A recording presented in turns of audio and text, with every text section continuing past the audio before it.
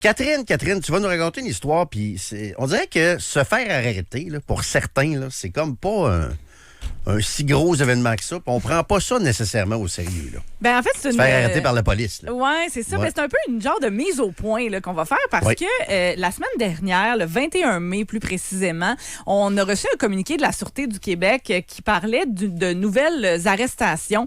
Des arrestations liées au recyclage des produits de la criminalité. En d'autres mots, c'est blanchir de l'argent ou s'organiser pour passer des produits de la criminalité sous un couvert qui peut paraître comme étant légal, là, si on veut. Et donc, c'est l'ENERCO, l'Escouade nationale de répression du crime organisé, qui nous disait avoir procédé à l'arrestation d'une femme de 33 ans, d'un homme de 34 ans, tous les deux dans une résidence du chemin du Parc à Saint-Lambert-de-Lauzon. Et l'homme en question, il a été nommé, il a comparu, il s'appelle Jonathan Leblanc. Et lui, il a comparu, là, pour des infractions perpétrées entre septembre 2022 et février 2025 relatives toujours au recyclage des produits de la criminalité.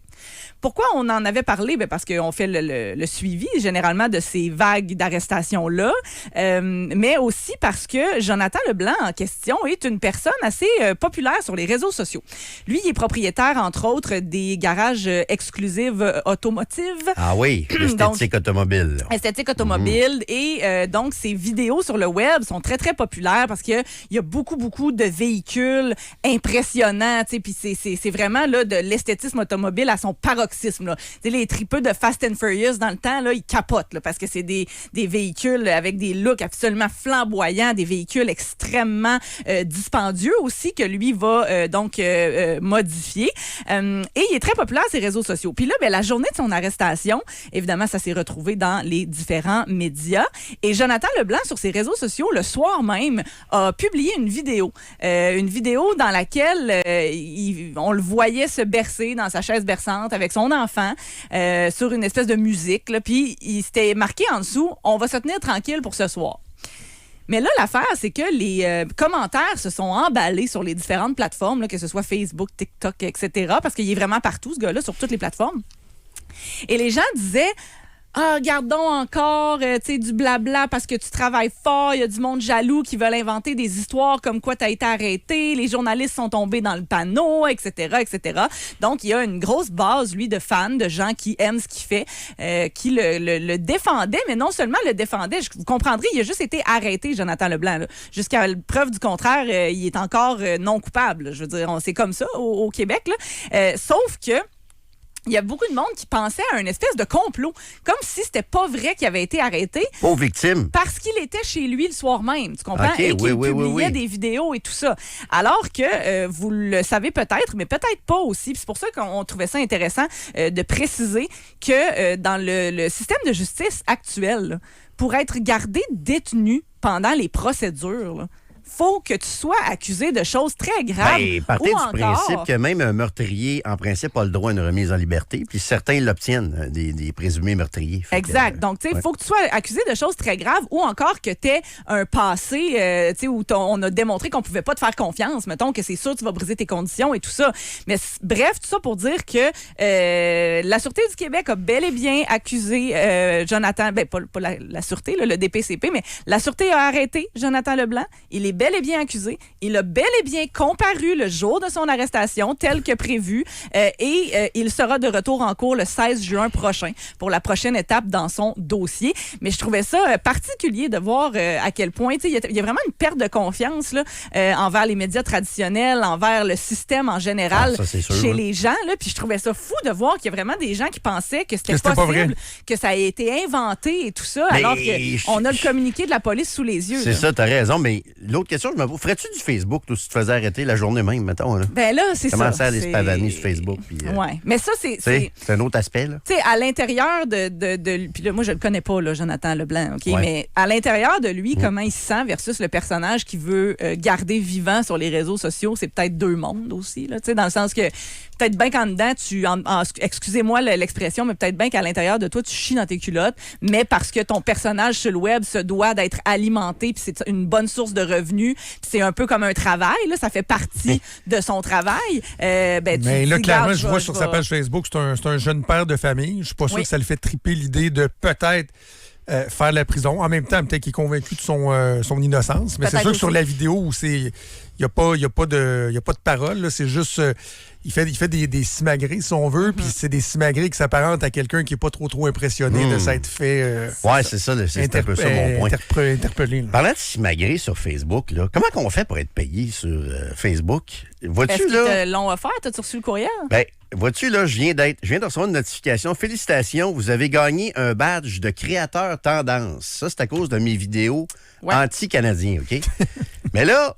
J'ai du 92 000, là, j'ai accès à mes statistiques, puis j'ai du 92 000 vues là, sur certains vidéos. Toi, tu serais vraiment rendu à te faire Mais là, payer, c'est écrit 0 US. J'ai zéro, j'ai même pas 25 cents. Faut que tu l'actives, pour 92 000 vues. Faut que tu l'actives. C'est Meta qui est... D'après moi, tu ne checkes pas full tes courriels parce que moi, je ne suis jamais sur Facebook. OK. Et quand je publie, puisque je n'y suis jamais, il se passe pas grand-chose, là, dans le sens que je crée pas beaucoup de contenu. Donc, mon contenu, quand je le crée, ça va pas loin. Celui-là a marché, là, au point où j'étais à quasiment 100 000 vues. Là. Mais il faudrait que tu aies de la pub pour qu'ils te payent, dans le fond. Non. On sait que je suis un créateur de contenu reconnu par Facebook. Là. Meta va t'envoyer... Tu checkeras dans tes courriels. C'est sûr que tu as reçu un Meta for Business. Ah oui? Ouais. Ben ça, j'ai eu ça probablement, mais c'est que il y a comme une case où c'est écrit US, puis là, c'était 000. Fait que là, je me disais, s'il y a 92 000 vues, j'ai même pas 25 cents. Il faut que tu l'actives. Ça en prend combien? Il faut que tu l'actives, il faut que tu ajoutes un compte de dépôt aussi. OK, ouais, c'est te mettre ça. de l'argent quelque part. Mais oui, il y a plusieurs affaires à faire. Il faut que tu donnes quand même, genre, il faut que tu t'enregistres là, pour être sûr que tu es comme ton as. Là, puis, pas grave, j'ai une pièce à faire. T'as-tu eu des chèques de Facebook? Toi? Non, c'est ça. Moi, jamais, là, mais Richard Courchaine. Richard en a des fois, oui. Oui, Richard Courchaine en a. Mais lui, au début, je pense que c'était des affaires comme il recevait 1 pièce, 3 piastres. OK. Mais, tu sais, je pense qu'avec la portée que tu as, Jérôme, tu pourrais recevoir plus que ça. On va aller remplir ça. Je vais faire de l'argent avec ça, moi, ces niaiseries-là. Oui. Puis tu pourrais mettre ça maintenant dans ton CV, créateur de contenu. Oui, mais là, on comprend moi, je suis créateur de contenu. Facebook veut comme flatter mon ego un peu, là, en me disant créateur tendance. Là, on comprend tendance en plus. Comment il fonctionne. Mais tout ça pour dire qu'il y a des vidéos faites sur une napkin, 4 sont très, très, très payantes et très vues actuellement. Voilà. Tu vois, c'est pas parce que c'est fait sur une napkin que ça peut pas être pertinent. C'est ça. C'est très pertinent, mes vidéos. Ils sont extrêmement, extrêmement pertinents. Très, très, très, très pertinents. Peut-être rappeler l'accident, Alex, sur la 20 dans le secteur de Saint-Nicolas? Oui, 20 Ouest à la hauteur de l'Halte routière, mais direction Montréal. Donc, de l'autre côté, après les concessionnaires, ça refoule pas mal. Là. On est jusqu'à la sortie des ponts ou l'entrée des ponts. Ça dépend d'où vous arrivez présentement. Puis même tranquillement, pas vite, ça va refouler sur le pont La Porte à la sortie. Fait que dans ce secteur-là, c'est pas évident. Quand même un bon ralentissement sur la 20 aussi en ouest, mais de l'autre côté, là, à Lévis-Centreville, de Chemin des Îles jusqu'à presque l'avenue des Églises, un peu plus loin, proche des ponts. Alors voilà. Puis peut-être on peut en profiter pour faire la petite tournée encore. Là. Vous allez me trouver tannant là, à tous les semaines, je le rappelle. Pont de Québec fermé ce soir. Et vous savez que tout le secteur à l'est du pont La Porte, là, on ferme parce qu'on élargit la 20. Donc, il y a une seule voie ce soir dans bien des secteurs où la desserte est fermée, entre autres. Fait que, tu sais, je pense à 4 là, qui va être sur Laurier, au Blackstone. Là. Si vous avez des activités prévues pour le Canadien et que vous repartez vers la rive sud, mais que vous allez vers Lévis-Centreville et non pas vers Saint-Nic de l'autre bord en ouest, sachez que ça pourrait être très, très, très, très, très désagréable parce que les travaux commencent à 9h30. Oh, à 9h30, je suis même pas sûr qu'on a fini à 2e. Là. Non. Fait que je vous refais pas tous les ventailles. Si c'est votre secteur, vous allez pouvoir les trouver. Mais dès que vous sortez le pont La Porte en est, il y a une seule voie disponible, puis les alternatives sont pas là. Dans le meilleur des cas, vous pourriez prendre le pont de Québec puis Guillaume Couture. Le pont de Québec est fermé, lui aussi, parce qu'on met encore des échafaudages. Fait que ce soir, pour vous... Puis c'est bon pour ce soir, c'est bon pour mercredi. Fait que pour les deux... En fait, et mardi, c'est juste qu'il y a le Canadien ce soir et mercredi. Fait que prenez-la en note, là. Il y a bien des déplacements, je pense, qui se font de 8 soir. heures encore à soir, ça, le Canadien? Le Canadien est à 8 heures, mais les travaux commencent à 9h30. À 9h30, on n'a pas fini la game, pas pantoute. On me dit que l'industrie du compte se porte très bien en ce moment. Et pour ceux qui vont pas souvent sur la Rive-Sud, l'été de misère, comme on a eu dans les dernières années, là, c'est déjà commencé. Ben, Québec, on donne pas notre place. Là, on va dire ça m'a pris 1 heure venir travailler ce matin. Là. Ben, moi, j'essaie de partir le plus tard possible. Puis même à ça a été 40 minutes. Puis même pour revenir en Est, c'est compliqué aussi à la fin de la journée.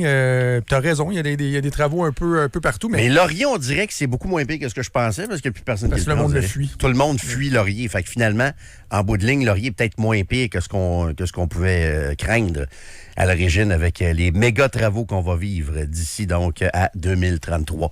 Hey, peut-être juste avant la pause, une histoire qui a fait jaser un petit peu la bulle politique en fin de semaine. Va-t-il falloir que le PQ soit plus inclusif? Là? Il y a un rapport là, qui est sorti de Oui Québec, Joe. Là. Oui. Oui Québec, avec des anciens bloquistes là-dedans qui disent que le PQ devrait peut-être recommencer à être un petit peu plus inclusif. Le Oui Québec, le Oui Québec pour Organisation Unie pour l'Indépendance. Ils ont fait un rapport qui, effectivement, dit que le PQ s'est trop refermé sur lui-même, puis qu'avec l'augmentation de l'immigration, bien, si maintenant on veut faire un pays, il va falloir avoir les nouveaux arrivants de notre côté. Fait que c'est comme ça pointe du doigt un peu Paul Saint-Pierre Plamondon.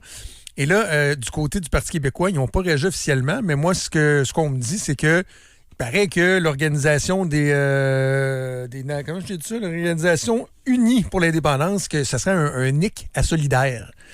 Que ça aurait été... Parce que c'est supposé d'être indépendant. Mais semble-t-il que Québec solidaire aurait intégré ça. Donc là, c'est comme l'idéologie de QS. L'expression n'est pas... ça, c'est moi qui ai dit ça, NIC à solidaire. Okay, j'adore. Mais... par contre, il reste que dans la presse en fin de semaine, tu avais quand même 4 anciens élus du Parti québécois qui disaient qu'ils étaient d'accord avec ce qu'il y a là-dedans, dont Louise Arel, qui est quand même pas la dernière venue. Là. Louise Baudouin également. Mais je pense pas que ça va ébranler Paul Saint-Pierre Plamondon. Mais ça nous démontre encore une fois qu'au sein du mouvement, ils sont capables de faire beaucoup d'orififi. On se le cachera pas que la petite carte de jouer, la petite carte politique, on veut pas trop d'immigration, elle est très payante. Elle n'est pas totalement pertinente non plus. Là. Je veux dire, on a perdu le contrôle. Là. Sous Justin Trudeau pendant une dizaine d'années là-dessus. Donc, autant ça peut être payant politiquement pour le PQ, puis autant il y a une certaine pertinence aussi à vouloir peut-être resserrer les entrées aussi. Là. Ça, c'est assez clair.